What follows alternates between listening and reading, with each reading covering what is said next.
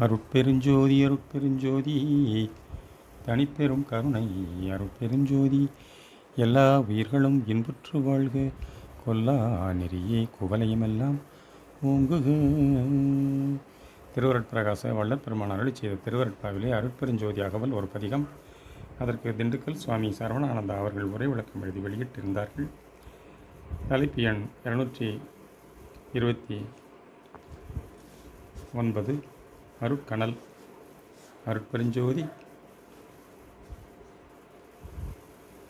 உபதலைப்பு எண் 4. அருட்பெருஞ்சோதி அகவல் வரிகள் 1545, 1546.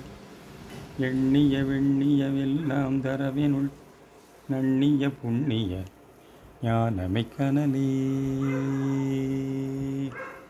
கொலை கொலையற்ற தயா ஞானமே ஞானம் என்றும் மெய்ஞானம் என்றும் விளம்புவர் மேலோர்.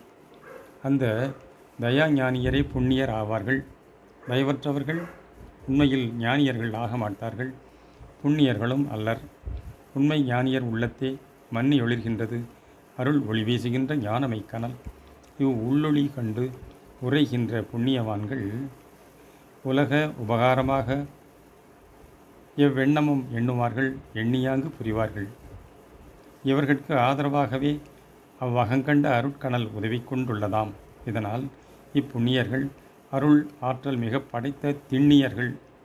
எண்ணியவெல்லாம் எண்ணியாங்கு எய்தி இன்புற்று இலங்குவர்.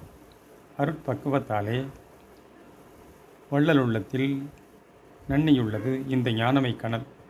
எங்கும் தான் எவர் ஆன்மாவினுள்ளும் தான் என்றென்றும் இருக்கின்றது இம்மைக்கணல். எனினும் எந்த ஒரு ஞானியின் உள்ளத்தில் தயவும் ஒருமையும் கூடி விளங்குகின்றதோ அங்குதான் இக்கணல் வெளியாகி அனுபவம் வழங்கி கொண்டிருக்கின்றதாகும். மற்றபடி அகமிருந்தும் ஒரு அனுபவத்திற்கு வராது அனகமாகவே ஆண்டு